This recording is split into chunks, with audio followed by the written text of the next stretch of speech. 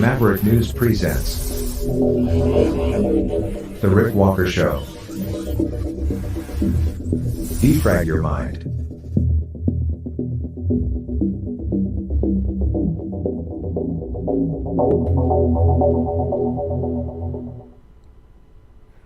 Just leave your keys for the car, thieves. Leave them by the front door. It's no big deal.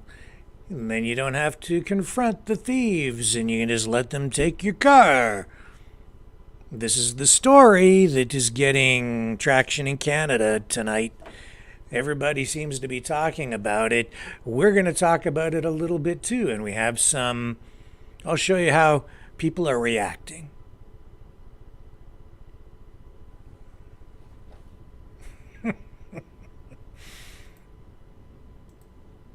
So much for property rights, right? Okay, whatever.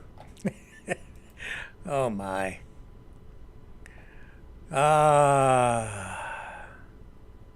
Okay, if you're watching over on Instagram tonight, just a reminder that the broadcasts on Instagram are only allowed to run for 30 minutes. So 30 minutes from now, it will end. If you want to keep watching the program, you have to come over to Rumble. Go to our Rumble channel, and we'll still be broadcasting over there. Just to let you know. The suspect in that Ottawa mass killing, it was in court today briefly. We have, 6 eighth graders facing criminal charges over comments that are being described as hateful and racist online. We have Justin Trudeau. This is going to be the focus of some discussion tonight. Justin Trudeau saying, well, he's just, I think he's about to make a really critical error. Again, I think he's making it right now. He doesn't know how to compromise. He doesn't know how to bring people together. Over the last, yesterday and today, he's just proving that point again. He's just lacking in leadership skills, and it's really, really starting to hurt him, like it didn't before. Anyway, I'll show you what I mean. I'm going to comment on, and because of, the other question is Canada an SH blank T whole country? Chris Sky thinks so. And that's because of the car key thing. I'll show you that too. We'll update you on the condition of Kaylee, the young teenager from Missouri who suffered severe skull injury, maybe brain damage after that mob fight where her head was repeatedly smashed into a sidewalk. So we'll get into that. And, SpaceX, Elon Musk. Lost another one, lost a Starship. Oh, well, we'll just make another one. I've got the money. And one of RFK Jr.'s VP picks, Aaron Rodgers, under fire already. Not even the official running mate for RFK Jr., but the media is coming for him in a big, big way. It has already started, folks. So stay with me. We'll be back after this, and we'll start digging into the top news stories of the day.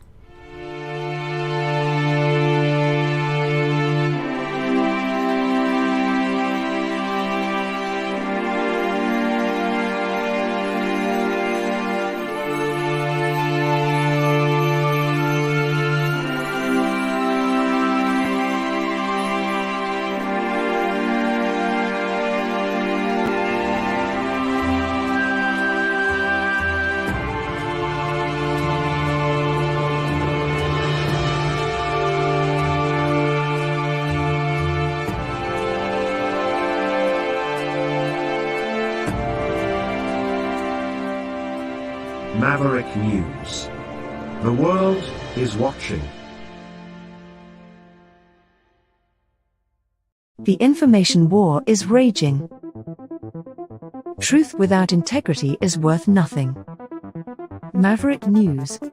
Because those who have power and those who seek it must be held accountable. The world is watching. Join our family of truth seekers. Donate today and add your voice to the chorus of Maverick Knights. Donate at maverickdonations.com. Truth. Integrity. It's the Maverick way.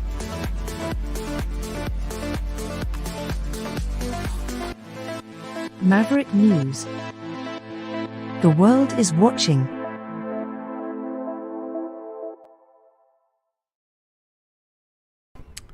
Also, tonight at the end of the broadcast, I'm going to run that video finally, properly, with audio this time. I hope. Of the, that was produced by those teachers out in Western Canada back when we were dealing with the vaccine mandates. It didn't run with audio, and it was powerful then. It's more powerful with the audio, and I want to share it with you properly here tonight. So that will be happening, but we will be running it only on the Rumble channel. So at the end of the broadcast, make sure you flip over to Rumble. If you haven't done it yet, make sure you go over there. In fact, here, why don't I put that link in the chat for you guys right now.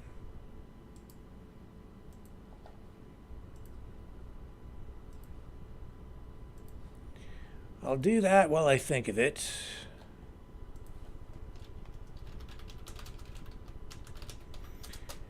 And that way you guys can venture over there and you won't miss a beat. If you do go to Rumble, it would be really great if you would consider subscribing to the channel over there. That would certainly be helpful to us. Where should we start tonight? Let's start with Justin Trudeau. Okay, so this is a story with some commentary. Today he was in Windsor, Ontario, speaking to Autoworkers. Of course, Trudeau hitting all of his key campaign notes down there in the Motor City, Windsor. Labor Town. You know, it has at times been a pretty big, you know, a pretty strong liberal community, NDP liberal. Herb Gray was the member of parliament there for a long time, so he has, you know, a good base of support there. But he was hitting on the climate change stuff, the carbon tax stuff, and this is the stuff that has really divided the country. Certainly, it is dividing politicians. It is very divisive for Western Canada. The carbon tax policies, the carbon tax plan in Canada, it's just low-hanging fruit for Pierre Poilievre and the Conservative Party of Canada. It is, a sore point with the province of Alberta and Premier Danielle Smith out there. For our American viewers, this is like a huge issue. It's an energy issue. It affects you guys too, because it affects the amount of oil that can be produced and exported in Canada to you in the United States. Major issue. Pipeline issue for you. Danielle Smith just this week told Justin Trudeau that the relationship between the province of Alberta and her government would improve dramatically if he would only get rid of the Environment and Climate Change Minister, Stephen Guilbeault. And in Saskatchewan, the premier there, Scott Moe, recently came out and said that They were going to stand against this carbon tax policy. And more than that, Saskatchewan, under Scott Moe, the premier there, they're not going to collect the carbon tax. They're not going to, they're just going to stop collecting the carbon tax on electric heat effective January 1st. So let me bring up the clip from the premier there. Then I'm going to show you this reaction, and this is really what comes after this clip is really what you need to be taking note of, and the tone of it, and why I think Trudeau is about to make another grave error that could cost him, not only politically, but it could cost us the darned country. And I'm not saying that lightly. Our government was able to make the decision to stop collecting the carbon tax on natural gas because you, Saskatchewan people, own the natural gas utility, Sask Energy. Well, we also own the electrical utility, and that's why our government has decided that Sask Power will also stop collecting the carbon tax on electric heat effective January the 1st. See? So it's escalating. And why? Because Trudeau does not know how to, he really doesn't know the art of politics other than to use a sledgehammer and coercion. You know, even his dad understood to a larger degree the art of politics and why you need to work with people. That's not Justin, though. This was him. Is this the clip that I want? No. I want this one over here. This was him, I believe, yesterday. And this was Trudeau responding to Scott Moe on the carbon tax issue. See, this is what this is doing, is it is driving a gigantic wedge between the federal government and the provinces, and specifically Western provinces, and more specifically, in this case, Saskatchewan. It's a standoff. It becomes now an issue of jurisdiction, sovereignty. You see, in Canada, provinces and the federal government, the way the system is set up, they're supposed to be partners, like equal partners. And they do have specific areas of jurisdiction. That's what Scott Moe is referring to. There's a really strong separatist movement in Western Canada. It's very strong. People think about Quebec and the language issue, the culture issue, other issues there too, but those are the things that have really historically driven the separatist movement in Quebec. But in Western Canada, there's a strong separatist movement. I don't think it has ever been as strong as it is right now. And it is all centered around energy, the environment.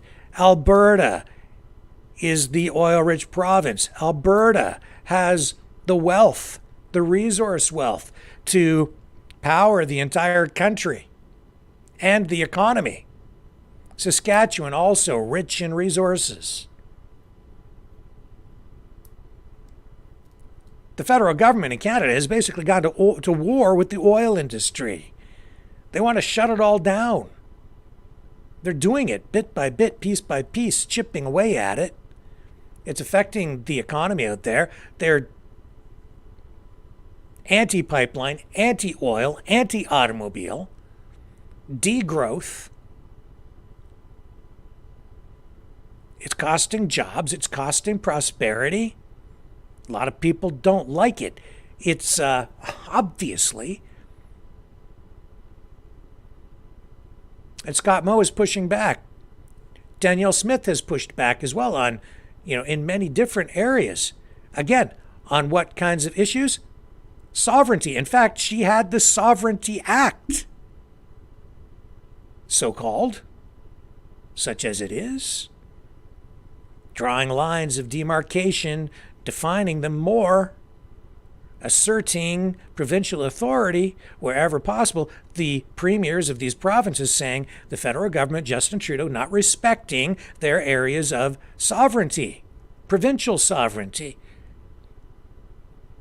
Now, what are we getting from Justin Trudeau? We're getting a hard line on this carbon tax.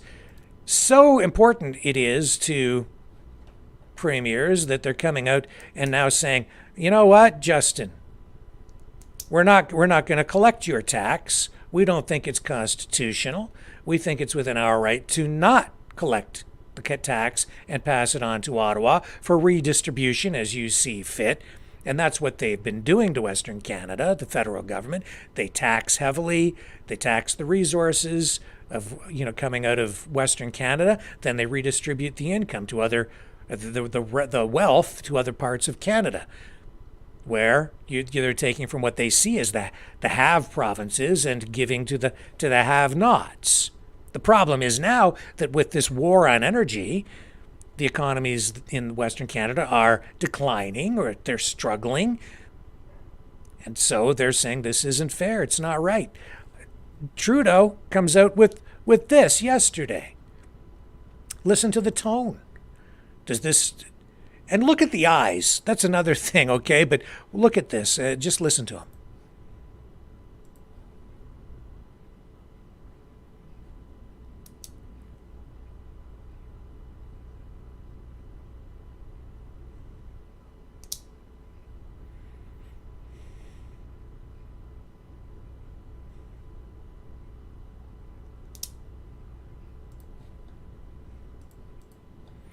Well, maybe you can. See, that's the problem. They just might.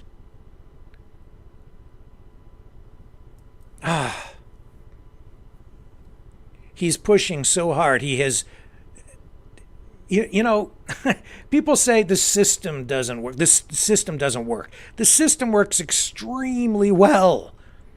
People say, well, we can't make any changes. We'll never be able to make any changes.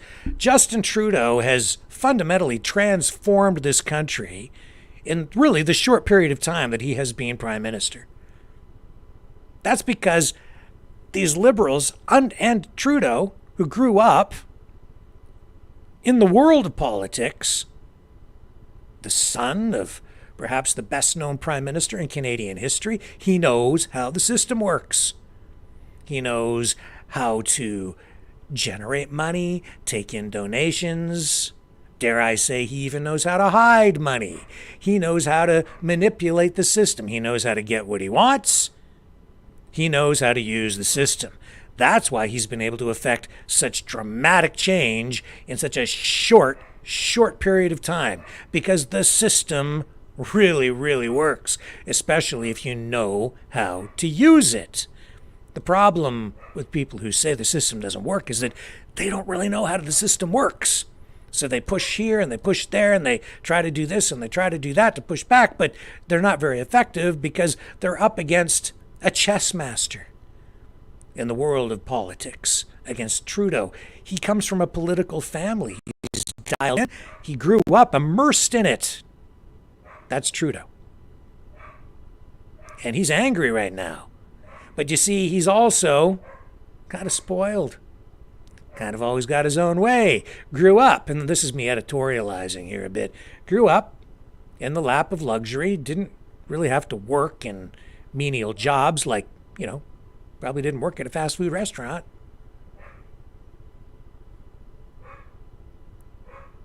And he, my dog is barking again. It's very distracting. I'm down here in the studio. He's upstairs. I can hear him. I apologize for the ruckus. But Trudeau, he's just spoiled. He's just spoiled. Gets his own way. Used to getting his own way. Getting his own way. And that's on full display right here. It was on full display during the Freedom Convoy. Would not come out to even talk to the truckers. You've got this massive protest out there. It's an issue It's causing disruption.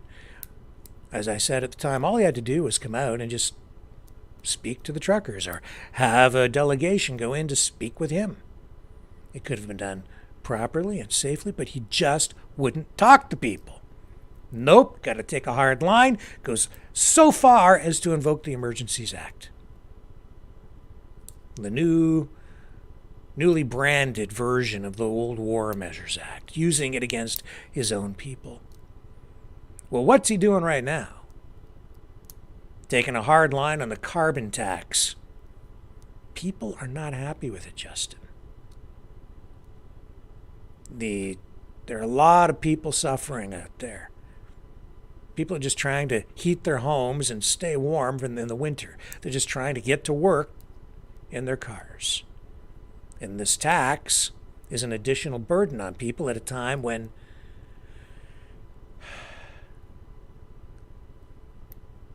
so I just know, just a comment in there that I just noticed. It's coming at a time when people can ill afford it, right?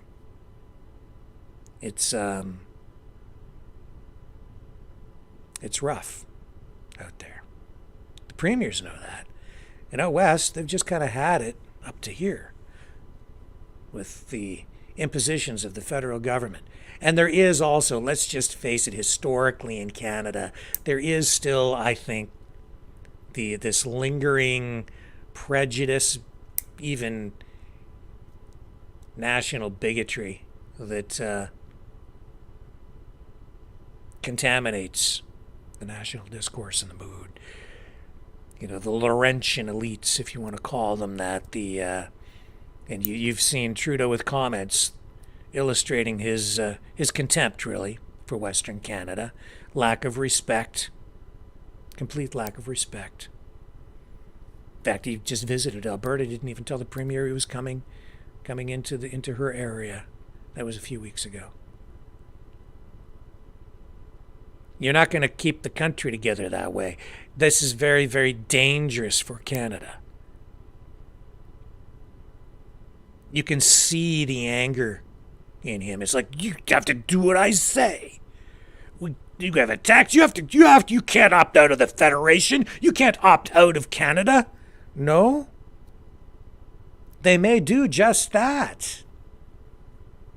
There are people out there right now pushing for separation. They want the country to break up. This is exactly the reaction they want from Justin Trudeau. This is exactly what could lead to the breakup of the country. Over an issue like this, too. Carbon tax, this all relates to energy. This all relates to resources. This all relates to, federal transfer payments. All these policies. Justin Trudeau's attitude is about to put Canada as a country, as a unified federation, at risk. And that is not an understatement. Here we go again. He really needs to check himself. Today he was down in Windsor, Ontario, where he was speaking to Autoworkers. But before I get to that, actually, I just want to run this one more time. People, well, I'll get back to this. I want to get back to his eyes. All right? There's something weird going on with his eyes. Well, I'll do it right here. Watch this clip again. Look at his eyes. People are making a lot of comments about this, and I'm not sure, honestly, what to make of it. But look at him. He's all...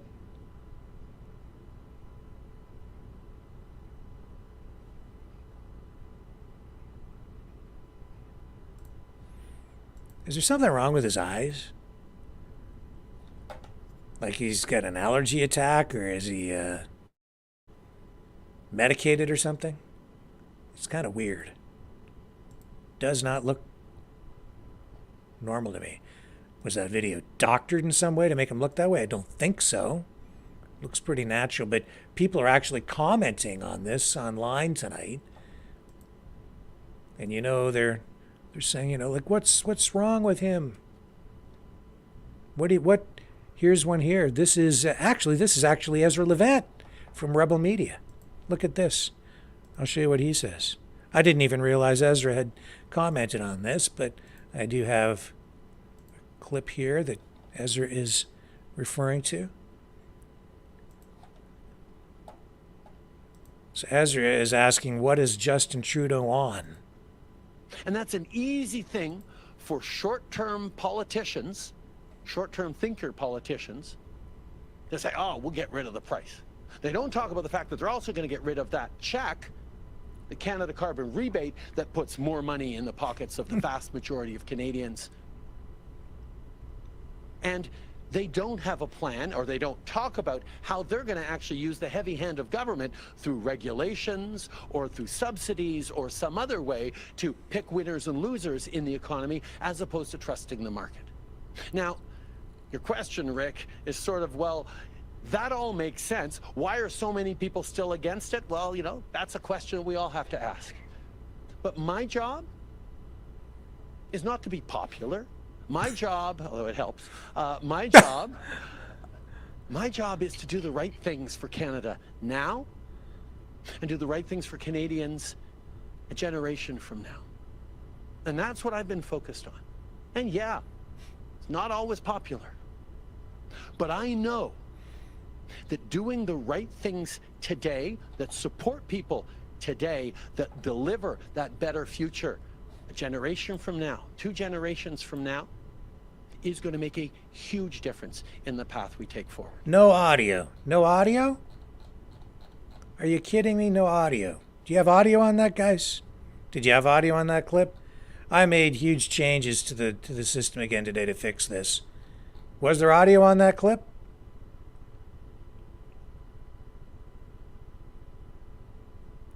Yes, audio. Okay, so you had audio on that one, but you didn't have it on the other one? Audio is fine? Okay. All right, 10-4 audio. Good, okay, we've got audio. I'm really sorry about these audio issues. I went back to the old audio system for tonight. Everything should just be firing properly, but I guess we had no audio on that one clip. It makes no sense. They run exactly the same way. I don't get it at all. Let me know. I'll be no audio on the other. No on the other.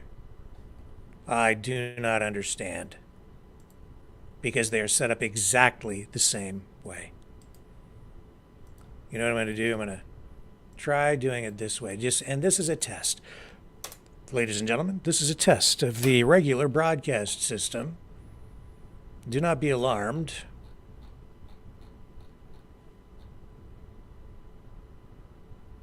Well, he says, well, Trudeau got angry there. I don't have the clip's not coming up here now. Let me go over here. Let me run it this way, if I can.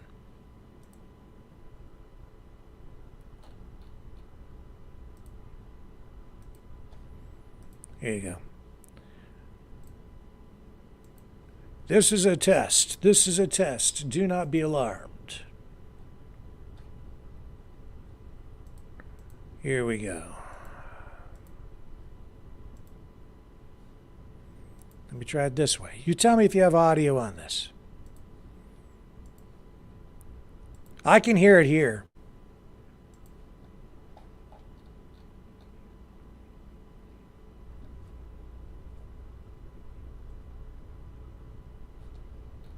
Audio? Audio? Do you have audio? No audio. Bizarre. Absolutely bizarre. Don't understand why. I do not understand why. My apologies. I'll have to figure it out. Never had a problem like this before. It's been ongoing for days now. Okay, so let's keep on rocking and rolling. Where was I with this whole thing? Now I've lost my train of thought. I was on a bit of a roll there too.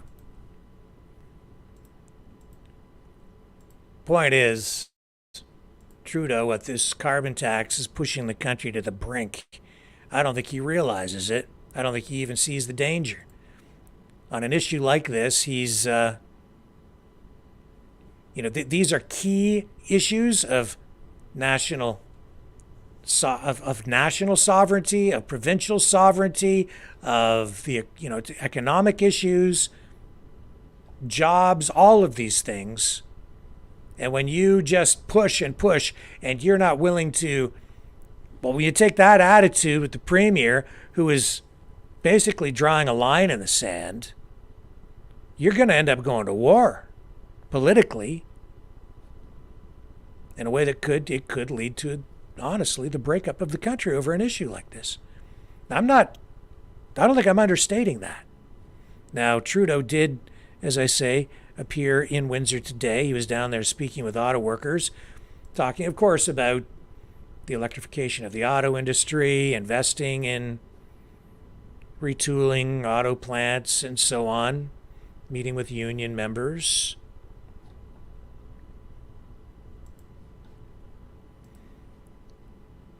And also referring to, taxation, carbon tax. Talking more about that. I hope there's audio on this one. Let's bring up Trudeau and listen to what he had to say here. Vibrant communities where people pull together. These are things that we can take for granted in Canada, but the world is showing us we cannot take those for granted. That the challenges we're facing around the world happen as people are pitted against each other, as people lose faith in their institutions, whether it be Supreme Court or unions or government institutions. And here in Canada, there is still a belief that we can do this together and we can lean on each other and our systems work for each other. Yes, we need to keep fighting for it. It didn't happen by accident, won't continue without effort. But all those advantages are part of what our pitch is on drawing investment in Canada. But all those advantages together aren't as important as the single greatest advantage Canada has. That's Canadians themselves, our workers. See, what he's talking about here is he's talking about Canada has huge advantages over other countries when it comes to attracting investment and engaging in trade with other countries, because the country is so stable, with a stable government, because we have the rule of law, because people work together, the country is unified. That's what he's talking about there. No. He has done more to destabilize this country than any prime minister I have ever seen in my lifetime. Even as Quebec was trying to decide whether it would remain part of Canada or not. I can't think of a time when Canada has been more unstable than it is right now. You go back and look at what he did during the Freedom Convoy. He weaponized the banking system. He froze bank accounts. That undermines confidence in Canada for foreign investors. If a federal government in any country is willing to go to those lengths to achieve a political objective, freezing bank accounts, it has a chilling effect on foreign investment. People internationally lose confidence in your banks. The country itself now has never in my lifetime been so torn apart. People have never, in my lifetime, I've never seen people have such low trust in our institutions, in our school system, in our legal system, in the political system itself, in our large companies, our corporations. People see them as being in bed with government and being controlled by government, or a symbiotic, mutual control, fascistic style corporatocracy. that has been created within the country. Woke identity, progressive politics.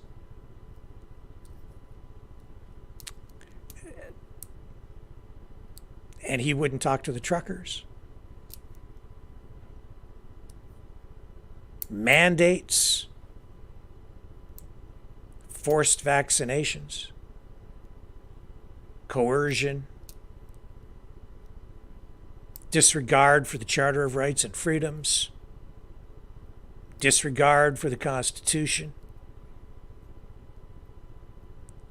new legislation aimed at censoring people while he stands up and says that he's all for free speech, commenting tonight, answering a question in a scrum today with media.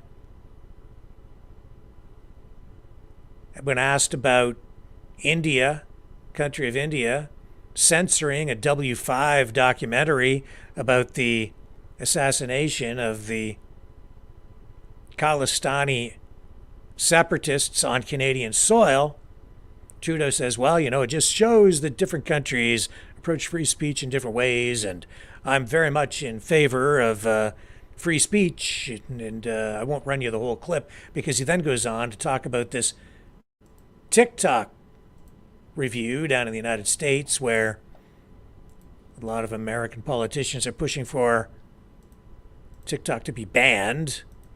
Canada also has had its share of concerns about TikTok, Huawei, Chinese infiltration into Canadian politics. And here's Trudeau talking about the TikTok situation. Oh, I think we lost our clip. Here we go. This is him today on TikTok. I have to flip over to this other tab, sorry.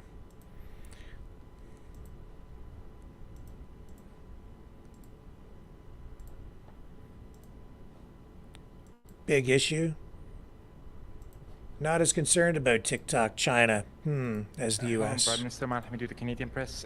We know that the Canadian government ordered the national security review of TikTok 6 months ago. Is your government considering joining the US in possible ban? And when are we expecting to conclusion of this review? As you know, Canada made the determination that no government phones or devices can have the TikTok app. That's a matter of security and safety. We're watching, of course, the debate going on in the United States, and I can't comment on national security reviews. Okay, on a different topic, do you agree with the EU foreign minister who says that Israel is using starvation as a weapon of war in Gaza? We are and have been from the very beginning extremely concerned about the humanitarian crisis ongoing in Gaza, which is why we have stepped up in terms of our aid, including to UNRWA, why we've continued to call for a ceasefire. We need to see the hostages released. We need to see Hamas lay down its arms, but we need to see humanitarian aid get in and Canadians and their families getting out. We're continuing to work towards a two-state solution with a peaceful, independent Palestinian state alongside a peaceful, independent Israel. This is what Canada continues to work on actively on the international stage, and we continue to push for Canadians to understand the pain each other are going through and be there to remember our core values. You know, it's like he's talking about Gaza. Have you ever seen so many protests in the streets as we've had in the last, well, since like October? Have you ever seen so many protests in the streets in Canada, period? It's like Justin Trudeau has succeeded in, I think, upsetting just about everyone. Everybody's PO'd at him. It's amazing. Even India, right? The government of India doesn't like him. The Khalistani separatists who are at odds with the government of India, they don't like him. They were out protesting just within the last few days. They had a clash with police on the streets. And this is all a result of Justin Trudeau's policies, his activities, the people he cozies up to for political support, including, I would say, foreign influencers that he only pays his lip service to in these scrums and during question period. Those Khalistanis, from the way I've been reading things over the past few years, the Khalistanis are supposed to be on his side because he's supposed to be supporting them. That's why the Indian government doesn't like him. But now he's failed to protect those guys from being assassinated. Now they're not happy with him either. So he's losing on both sides. Nobody likes him over there. Nobody likes him over here. The issue in the Middle East, I don't think that the pro-Israel side is happy with him, and I don't think the pro-Palestinian side is happy with him. They're all, the Palestinians, these protests, they're all out in full force protesting against Justin Trudeau as much as they're protesting anything to do with the war in Gaza. I get calls from people every single day want to talk about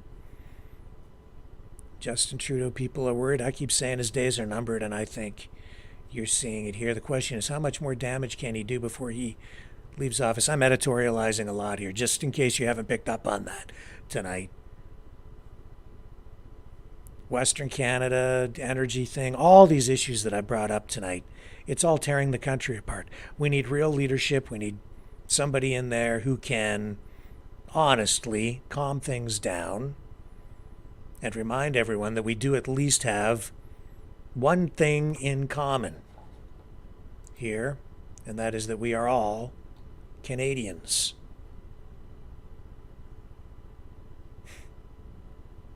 Justin Trudeau needs to remember that too. The information war is raging. Truth without integrity is worth nothing. Maverick News. Because those who have power and those who seek it must be held accountable. The world is watching. Join our family of truth seekers. Donate today and add your voice to the chorus of Maverick Knights. Donate at maverickdonations.com. Truth. Integrity. It's the Maverick way.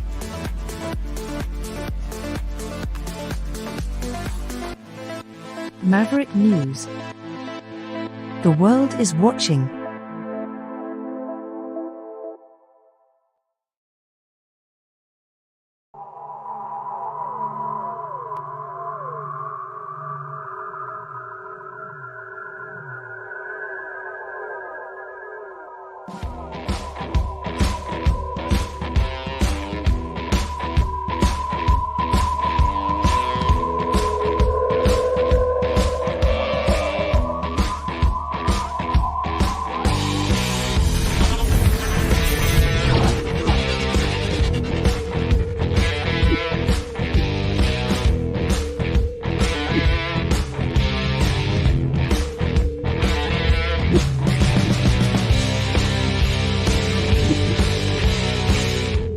Maverick News. The world is watching.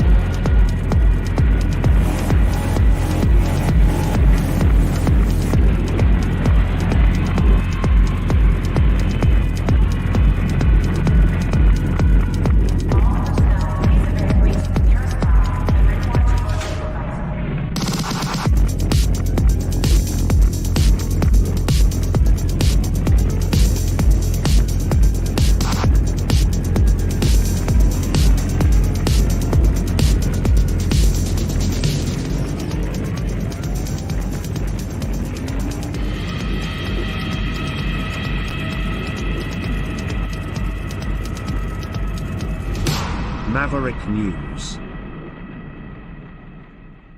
The world is watching. Okay, I'm back, and I think I have another version of that clip. I do want you to hear it if you haven't heard it already, and here's another version of it. Let me know if you have audio on this one.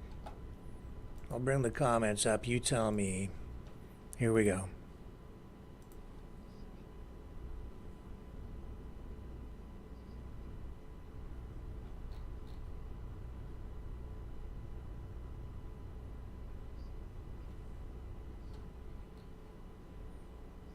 Audio?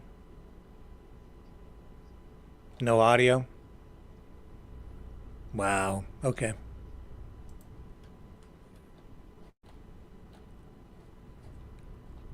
All right. Strangest thing. We should have had audio, but we don't have audio. Okay, well, we'll keep on plugging away here, doing other things. Let's move on to other stories. That suspect who was arrested and accused in the mass killing of 6 people in Ottawa did make a brief court appearance this afternoon. Fabio de Zoisa, 19 years old, appeared by phone. He is, as I say, facing 6 counts of first-degree murder, 1 count of attempted murder. That was a mass killing that has shocked the community, still in shock, in Barrhaven, part of Ottawa. The victims all from Sri Lanka. He was living in the home with them.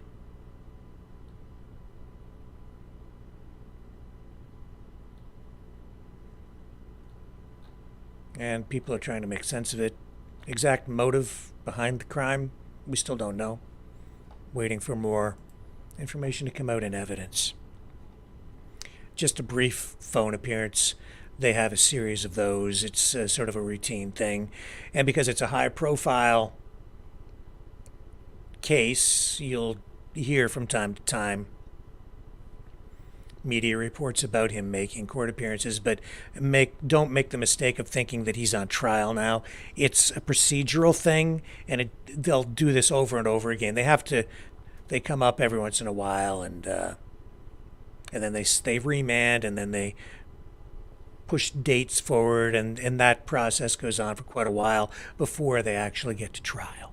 Just so you kind of understand. It drove me crazy when I was a court reporter because they'd send me down sometimes for high-profile court cases, and there was really nothing to report. It was just like, he was in court again today, and that's really what today was. But just making you aware. Sort of on the police beat, Toronto police, I think it was a community relations officer, kind of put his foot in it, put his foot in his mouth. Here, I'll show you.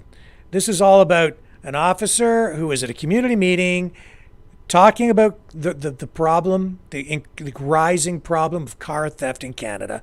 And he tells people, you know what you should do? Leave your car keys at the front door. Then, when the criminals break into your house, you don't have to fight with them. They'll just take the keys and be on their way with your car. Of course, some people have taken exception to that. They don't think that's a good advice coming from police. I get what he was trying to tell people. You don't want to get hurt. Your car can be replaced. But people are saying, well, what does this say about the state of our country? I think rightly so.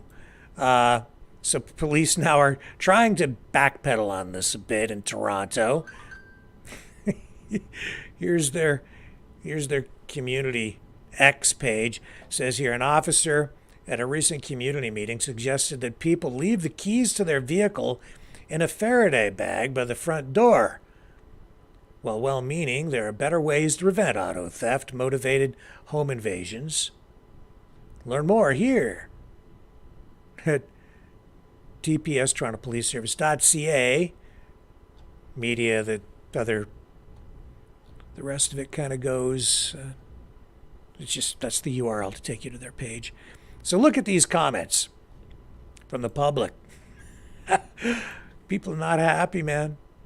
People are not happy. He says, my wife and I, this is from somebody named Fahim A. My wife and I have started planning to become asylum seekers elsewhere. We will become Canadian refugees to somewhere more secure and less taxes. Yesterday, under my condo, a dude killed his entire family and chased his brother out on the street, shot him dead, bullets flying. People are not happy. Joe on X says, do your jobs properly so we don't have to worry about car theft. Jazzwall says cops usually have other important things to deal with, so they say let the insurance deal with it. These types of crimes are only going to stop when thieves start to face cops. Woke liberal laws are not going to help stop crime. Never did, never will. We need enforcement. NK says the Canadian law is need to change for self-defense purposes, just like in USA.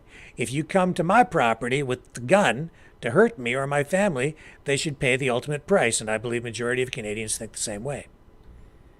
Rocket Man Bad says, do you know who also solves this? Proper defense training with firearms. What also solves this? Peter says, anyone breaks into my house and the first thing they'll see is a little black hole, and the second thing they'll see will either be and I'm not going to say the rest, but you've got the idea. The Madness says, it's okay. We all know modern policing is aligned with the mandates to protect, and I'm not going to say the rest of that either, because it's referring to things that are racial in nature. That's where this anger takes people. That's not good. That's also divisive. The crime is a result, I would say, of government policies failing. Social engineering failing. F on X says, I leave my front door wide open so the thieves don't have to kick it down. Well, that's very considerate. Mrs. W says, wants more time to go to Timmy's on his shift. Donut joke, cops. GW says, I will write PIN numbers on my bank card, credit card, and tape them on my back when I visit downtown Toronto. Mike Toth says, is this a parody account?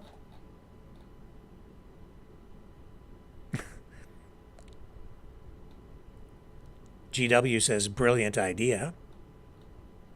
And Bamafont says, but we were told if we just give our property away, then it can't be stolen.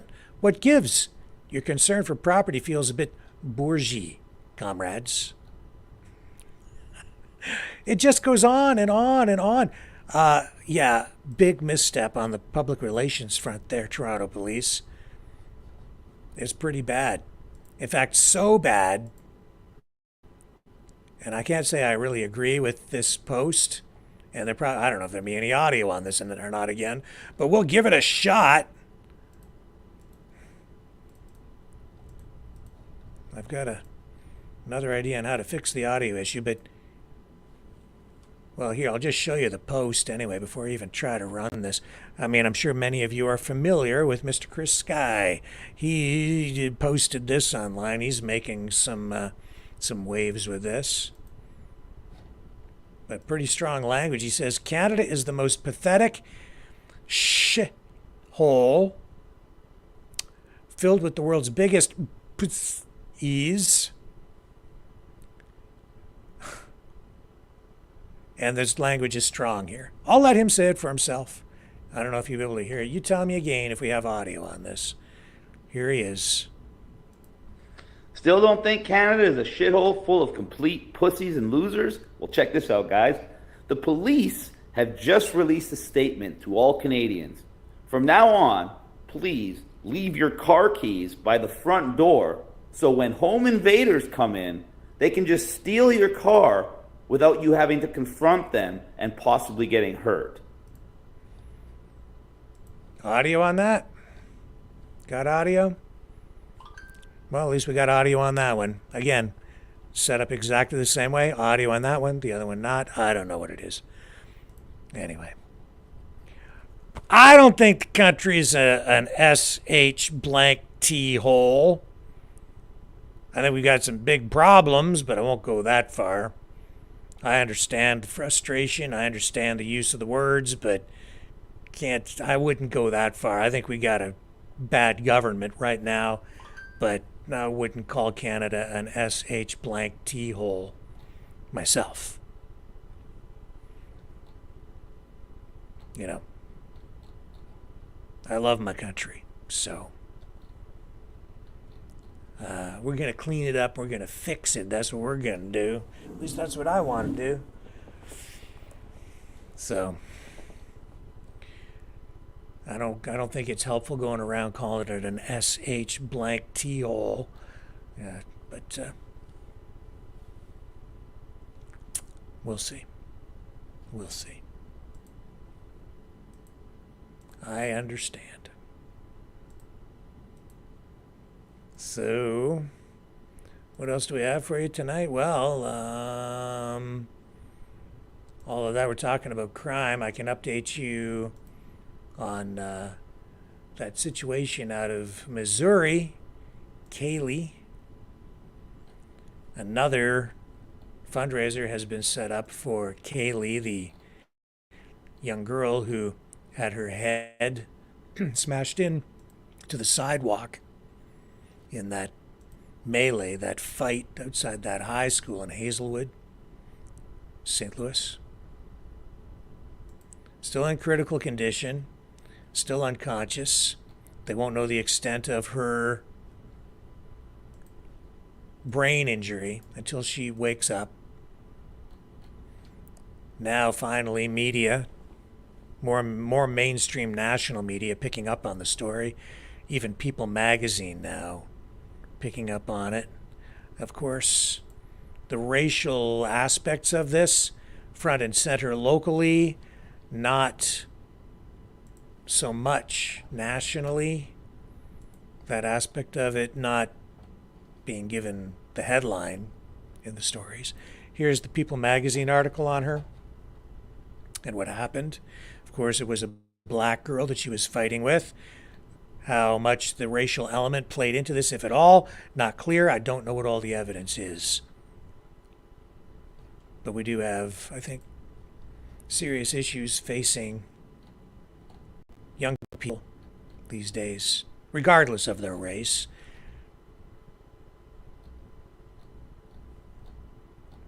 And this is absolutely something that needs attention because it's, I think the problems that preceded this, resulted in this, run deep.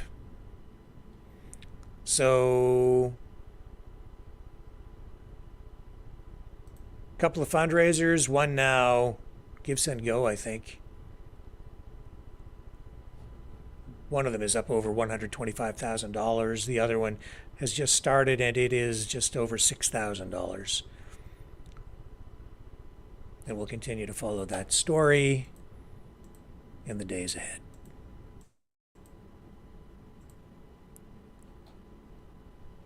Police out in British Columbia investigating a suspicious death near the University of BC. Mounties were called to the area, or someplace very close to the university, overnight. RCMP have issued a statement saying they were called there about 11:45 p.m. last night to respond to a woman who was in medical distress in a residence. She was injured in some fashion. Police say she died from her injuries. They have not been able to identify the woman. But she is an adult and they believe she was associated to the residents. Why they have not been able to identify her, if they know that she's associated with the residents, is beyond me, but we'll just have to wait again for more information to come out.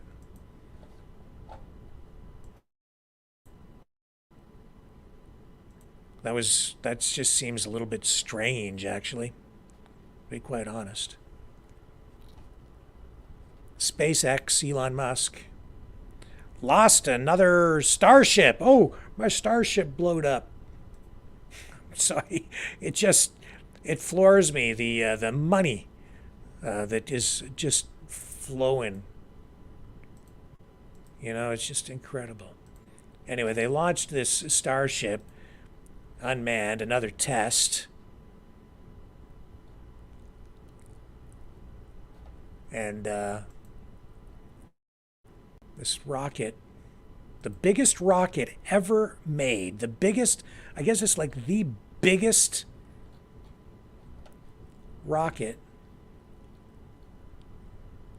that has ever flown. They want to take these things to Mars. So the rocket wizards there over at SpaceX, quite the adventure yesterday. It all started about 8:25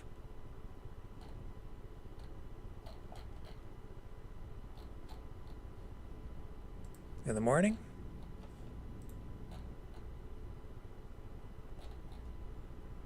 Yeah,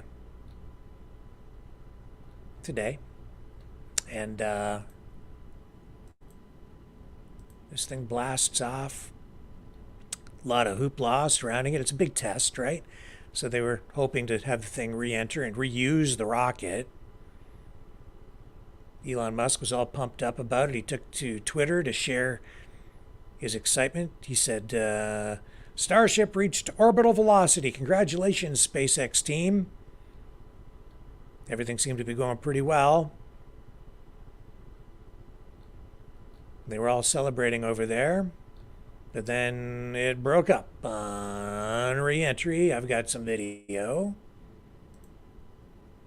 Here we go. Let's bring up the clip for you.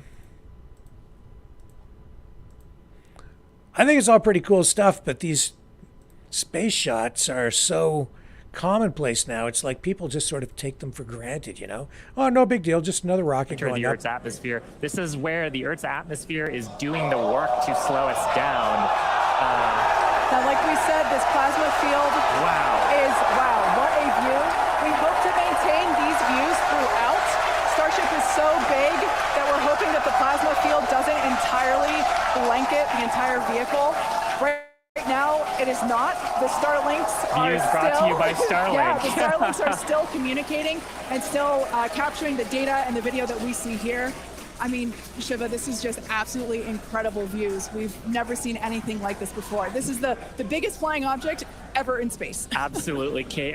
And it's important to note, with the ascent burn that we did was to get us to orbital velocities, even though we were on a nearly orbital trajectory. So the heating and the loads that Starship is going through right now Audio. it would be getting if it were recovering from an orbital mission. And just the fact that we have views through entry, this is incredible. Yeah. Again, this is the furthest and fastest that Starship has ever flown. And you can definitely tell by the crowd here in Hawthorne. The heat shield tiles doing their work. We talked about it earlier. Up to 2,600 degrees Fahrenheit that those heat shield tiles are dissipating as we... But the rocket was lost. Federal Aviation Administration says there was there was nobody hurt, no property damage as a result of the debris falling to Earth. It broke up into pieces, burned up, I guess. So, who wants to be first to go to Mars on that thing? I guess NASA is also looking at using those ships to go to the moon. And that's supposed to go ahead, I believe, in 2026, if everything works out okay.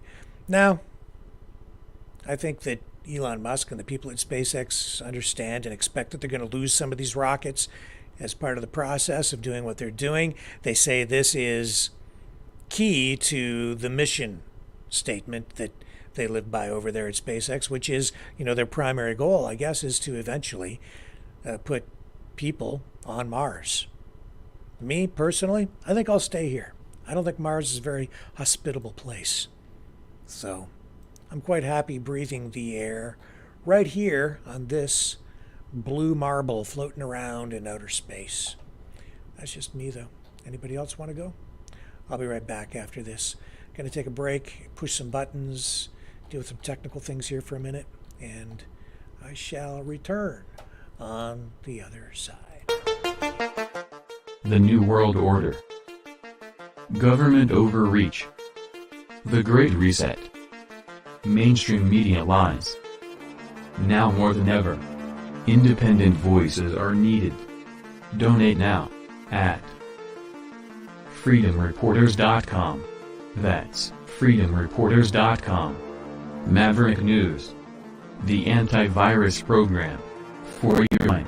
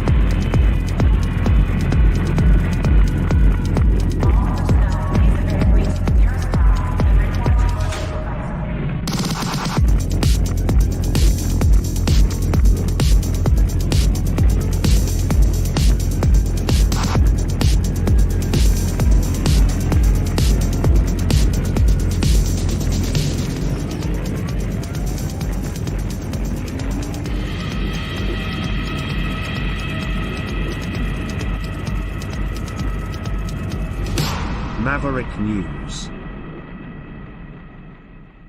The world is watching. Okay, so RFK Jr., he's got some momentum. He's getting some traction. Media is paying a little bit of attention to him. And in yesterday we were talking about who his running mate choice might be, who he would want as his VP should he manage to get elected. Now the mainstream media picking up on it today, but not in the way that I don't think that RFK Jr. would like. I don't think he wants this.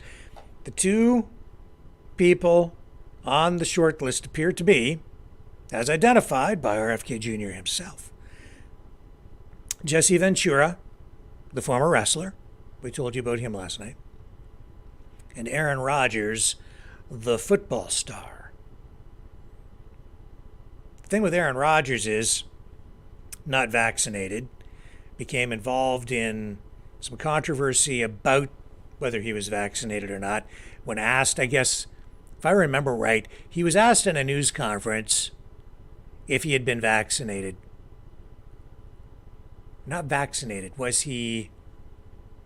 He came back with this answer saying that he had been, it was a play on words. He didn't say he'd been vaccinated, but that he was, he made it sound like he'd been vaccinated, but he hadn't really been vaccinated. So he was kind of telling a misleading thing without really entirely lying. And so for a long time, people thought that he'd had the jab. But then it came out later that he wasn't vaccinated. So that became a big issue for a while. But it was because he got COVID. And they said, well, if we thought you were immunized. And he said, well, I was, but he went to used some sort of holistic procedure to try to build up his immunity to COVID or something. So that's what he was referring to. So he didn't really lie, but he sort of led people to believe that he'd been vaccinated.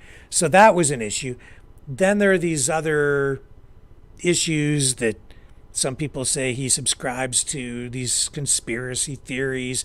RFK Jr. also being accused by mainstream media of being a conspiracy theorist.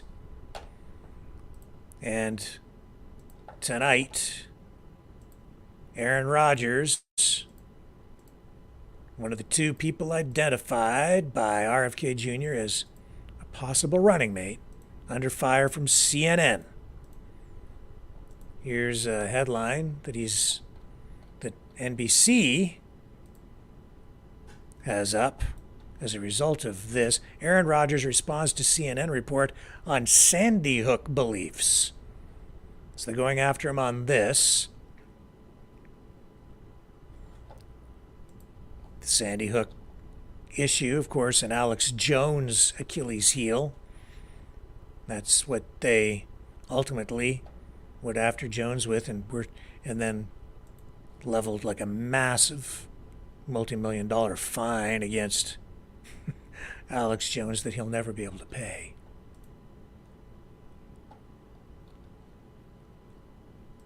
Let me see here. I think I've got a clip from CNN with regard to this. Here we go right here. And again, hopefully we have audio on this. You tell me if we have audio.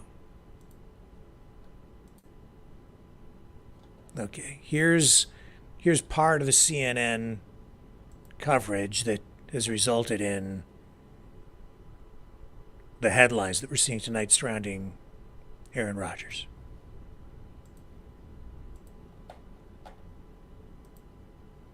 Hang on.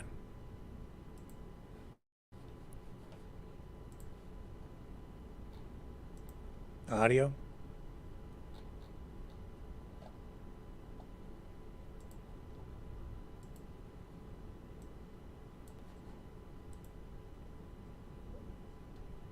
No audio?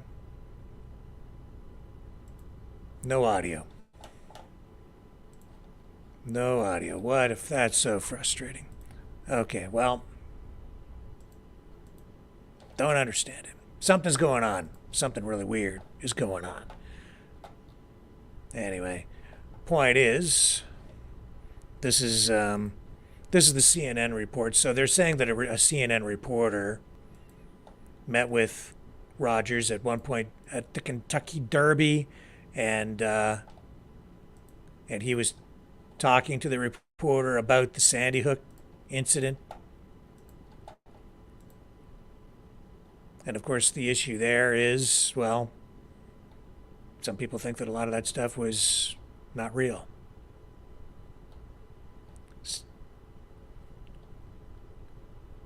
So this is, Aaron Rodgers, New York Jets quarterback. He's responding to this report from CNN that he cast doubt on the veracity of the 2012 Sandy Hook killings.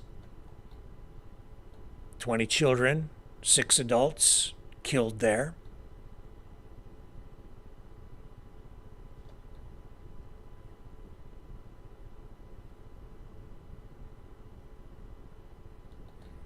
And the reporter from CNN has suggested that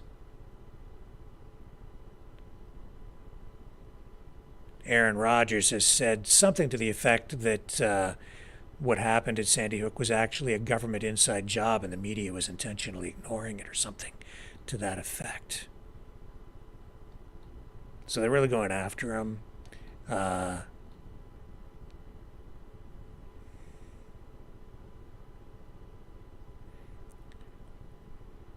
Yeah, and it wasn't even just a multi-million-dollar settlement or penalty that was levied against Alex Jones. It was $1.5 billion is what they want Alex Jones to pay, because he said that it wasn't real and that there were actors there. And although he'll say that he did say that it really did happen, but his reporting, I guess they're alleging that, you'd have to go back and review the case, but the charges against Jones were that his reports resulted in people going after the family members and harassing them because they didn't believe that it was real, and it turned into a real mess. Because they said that Alex Jones was spreading a lot of falsehoods around the Sandy Hook attack. So I don't know, man. Like, this whole thing with RFK Jr., he needs a solid running mate, or he's in deep... well, he'd be in deep trouble, because he needs someone with real credibility in order to stand up against these attacks of being a conspiracy theorist himself. And so if he brings somebody in, and this is just my opinion, but if he has a running mate who is also kind of easily cast in that light by mainstream media, by the establishment, now you've got two people that they're just going to say, oh, there's just a couple of conspiracy theorists, and they're going to hammer on that. He'd be much further ahead if he could get someone very serious, very... he just needs somebody who can broaden the appeal of the ticket beyond his base of support, because you can't win with just your base. Even Trump can't win with just his base. He needs a broader degree of appeal. You need to cut into some of that mainstream discontent and pull that over to your side in order to win, because whoever ends up, if anybody is able to beat Joe Biden, it won't be by much. Don't underestimate the strength and the conviction of people on the Democrat, neoliberal, woke side. They're passionate as well, and they're just as invested in everything on their side as people on the other side are, and maybe even just as crazy. So that's why RFK needs somebody who's just a little bit outside his sphere. He needs somebody who's not like him to get people who are not like him to vote for him. That's what you need to look at when you're picking a running mate. Now, a man has been sentenced to 6 months in prison for threatening World Jewish Congress after the Hamas attack. It's a Florida man. He was sentenced to 6 months in prison today. He left a threatening voicemail with the World Jewish Congress in New York City 2 weeks after the Hamas attack on October 7th on Israel. This information coming from the Justice Department. In the message, this man said, "If I had a chance, I would kill every single one of you Israelis." This is from Deep Patel. That's what was on his voicemail. He left that on October 21st. He went on and said, "Cause mass genocide of every single Israeli." Just after the call, within minutes,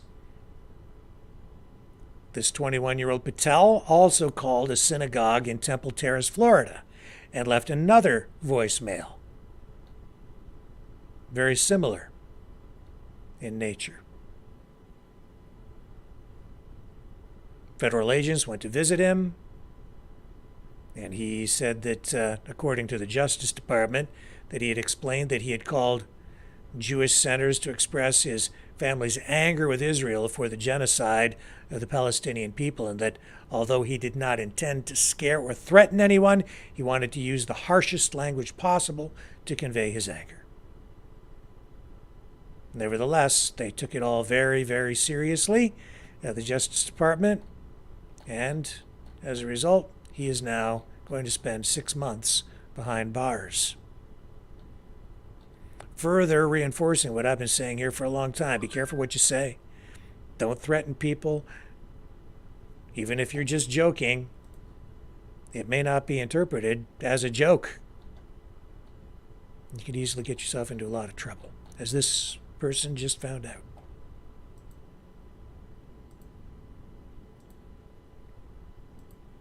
And I don't know what you guys think of Jesse Ventura.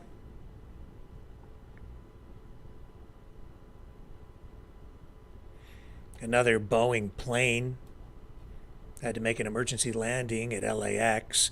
American Airlines flight carrying 249 people was forced to make an emergency landing due to a mechanical fault.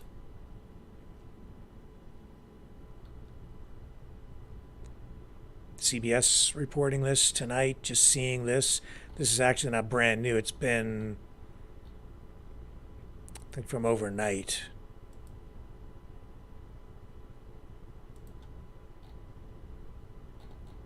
Yeah, another mechanical error. No video available of it that I'm seeing here, but an emergency landing made. PR disaster over there with Boeing. Incident after incident. And of course, once you have a problem like that, every single thing that comes up now will be highlighted and reported on. It will take a while before this fades away for Boeing.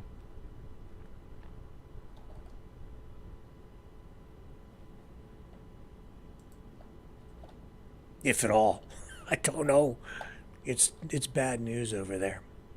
Now, folks, I'm just going to remind you that we are going to flip over to Rumble here very shortly. I'm going to run that finally.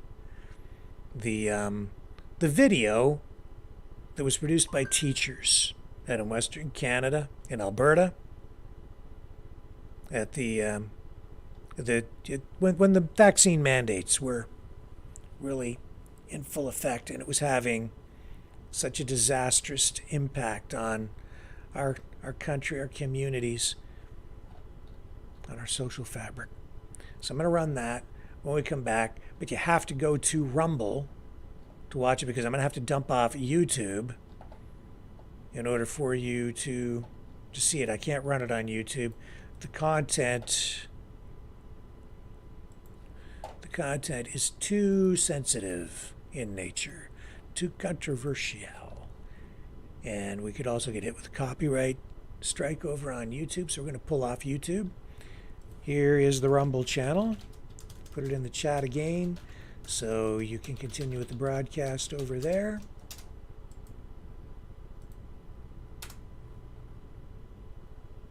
And there it is. So please head over to Rumble and we'll pick you up on the other side of this. Give you a moment to make the switch. See you over on Rumble.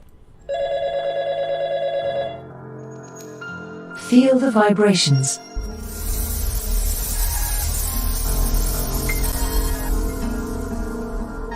Our quest continues.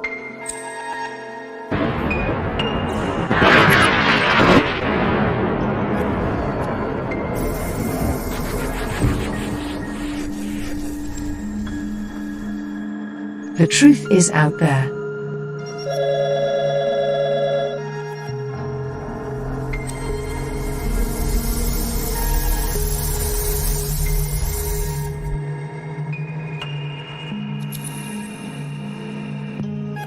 We are Mavericks.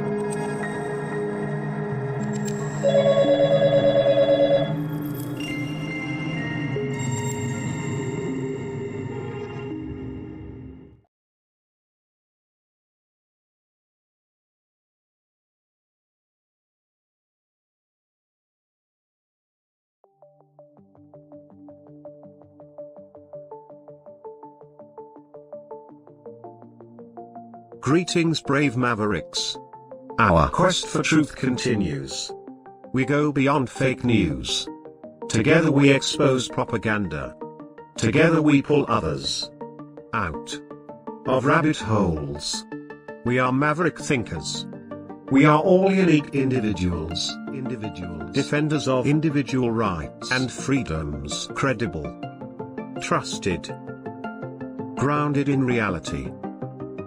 Maverick News. Maverick News. Defending free speech. Free speech.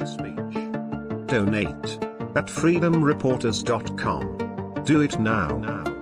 Tomorrow may be too late. Too late. Too late. Too late. Maverick News. The world is watching.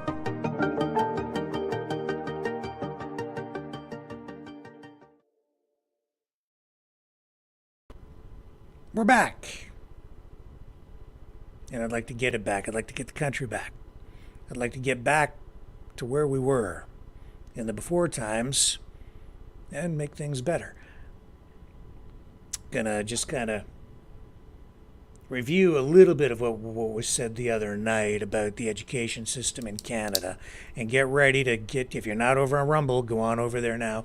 I put the link in the description because I'm going to dump off here in a moment of YouTube.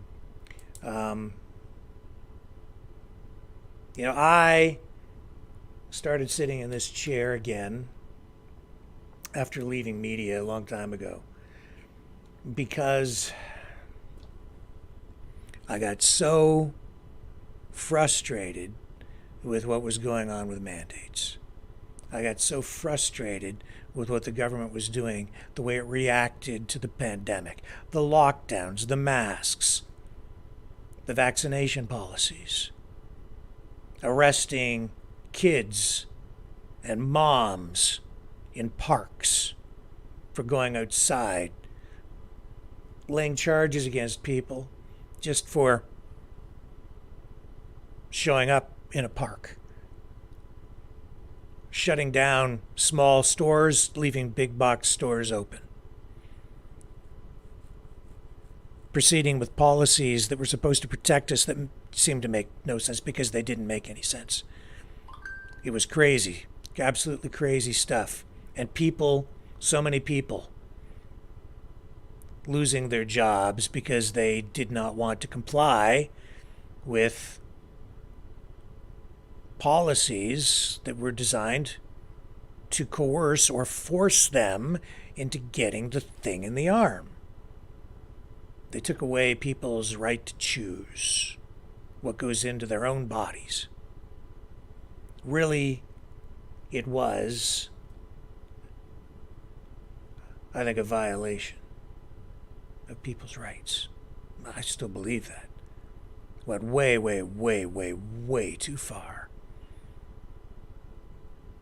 We saw what happened with the freedom convoys as a result of that. That's why, so people are still fixated on that moment in history, because it was such an important moment for Canadians. It was pushback against the government in what I think was probably the darkest time in our history. Maybe. One of the darkest times, anyway. It still is dark, isn't it? I said the day that Justin Trudeau invoked the Emergencies Act, that was the day that Canada died. I still believe that. Canada's still here, and I don't believe it's an SH blank T hole country. I just think we have some really serious problems. The foundation is still there, but Justin Trudeau is busy burning the house down. So too are a lot of other politicians and bureaucrats and others who bent the knee instead of standing up for what was right at the time. It's my view.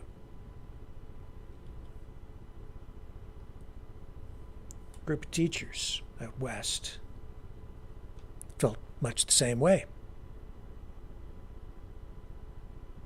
AB Educators for Human Rights, I believe, was the name of their group. I don't know if they're still together or not, but they're all out there still fighting for freedom. And as I said the other night, a friend from afar, who shall remain nameless, sent me a link to this video, a teacher. This teacher leaving their job, that they've decided to leave their job because the problems just persist. the system has been captured by what I would say are political extremists, our own government.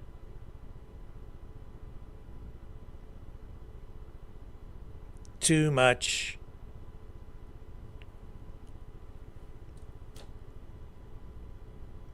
just too much.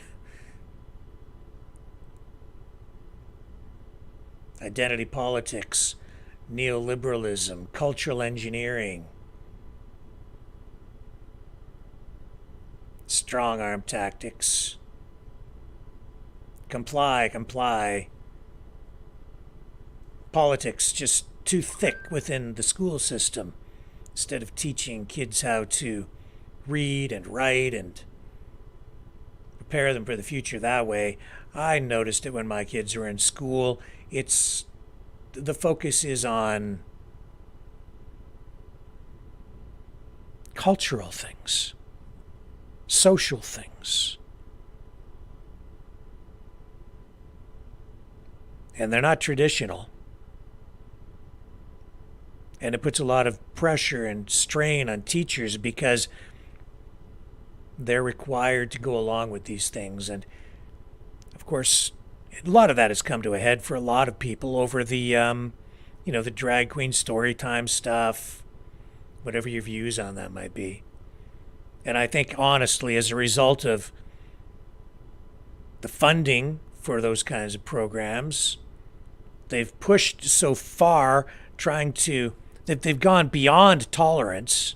And that is a phrase that Justin Trudeau used in a speech in London, Ontario, about a year and a half ago.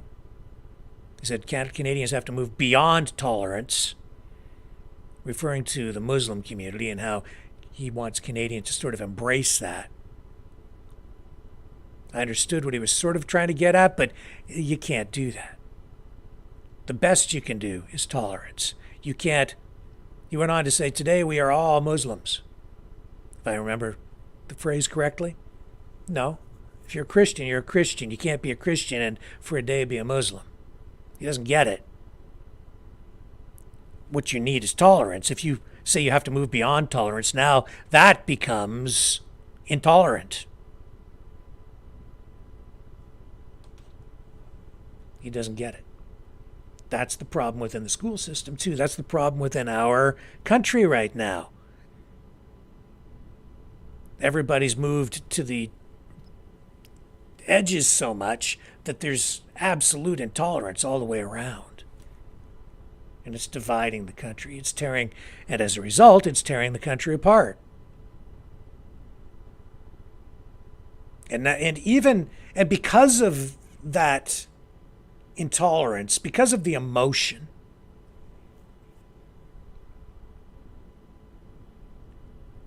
we've moved from where we were during the pandemic, even when people were pushing back, before the convoy. I think all people wanted was they just wanted the mandates to stop. They didn't want to be locked down. It was about choice, I think, for the majority of people, right? It was like, if I don't want to get it, if I don't want to get the thing in the arm, it should be my choice to not do it. If you want to, you can go ahead and do it. For a lot of people, though, since then, it's moved beyond that. And now on the one side, you have people who still are out there getting the thing in the arm, and some people have had 6, 7, 8, 9, I don't know how many now. Well, other people, on the other side, it's moved from, I just want the choice to say no. I want the option to say no, and that should be my right, to, and people should have the choice to, oh my God, it's a genocide, and we have to stop anybody from getting it. So they don't want people to have the choice either. They want a ban on this, and they see it as their duty to go out and prevent people from getting it. And so you see people on both sides, on the extremes, think that they are saving the other side. And it's their duty to save the person that they're fighting with now. And it's the strangest thing. you can have whatever view you want on the thing in the arm. For me, even if it's something that's, it has to be about choice. It's about freedom. That's what it has always been for me. So a freedom of choice. You do what you want to do. I'll do what I want to do. I believe what I believe. You can believe what you want to believe. We have to be respectful of each other. We really get into a dangerous place when we're trying to tell one side or the other what to do. And then it becomes more complicated when people think that they're out there actually saving other people by forcing them to do the thing that they want them to do. And that's where the insanity really starts to take hold as well. Or maybe the sanity. It depends on your view, on where these things are at. And I know there's been true information, there's been misinformation. The mainstream media has blown its credibility. Nobody believes them. I'm seeing, all kinds of different reports and information, and it just like, where's the truth? It'll come out over time. I'm tired of listening to people lie about things. I just want facts. It is what it is. I'm not going to get into all of that, but I'll tell you this.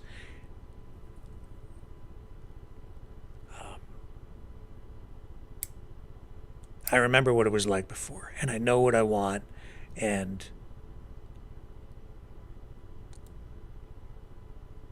I think we can get back.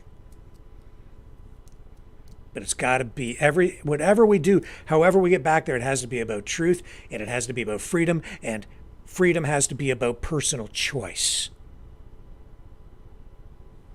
You can't coerce people and enforce things and take a heavy-handed approach to freedom. Freedom means leaving people alone, being tolerant.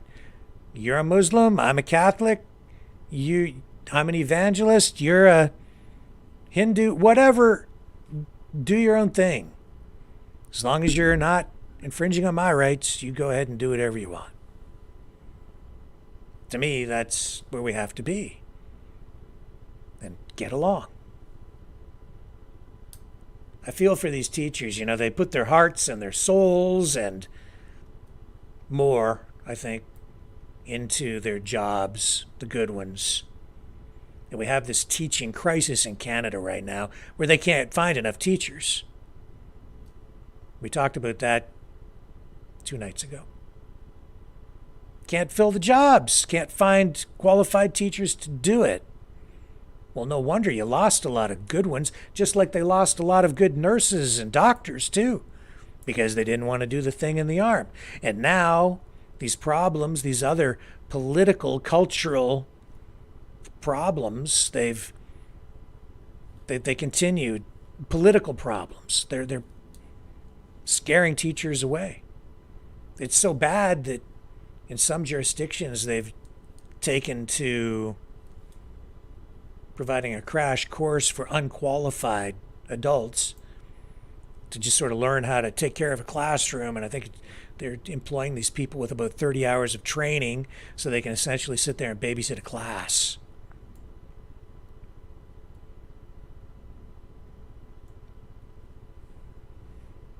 I said the other night, what an incredible waste. And a waste of talent, of knowledge, of experience, of wisdom, leadership, of role models, when we need that now more than ever, as we've seen with violence in the streets and kids being beaten. Kids need guidance. They need those examples to follow. And we need to build a brighter future through them. We owe it to them. And there are still teachers out there fighting. I take my hat off to them. If I had one on right now, I would, but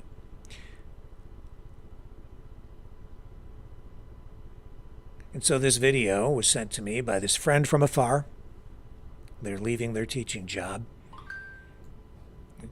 And the they brought this video to my attention, and man, I'll tell you, it's powerful.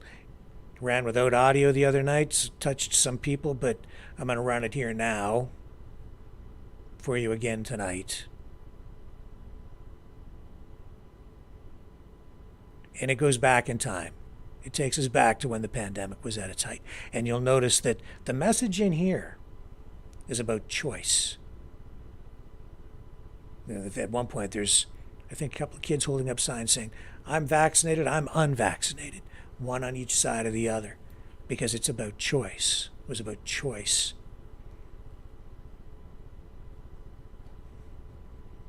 Hope we can get back to that, but that's my personal view on it.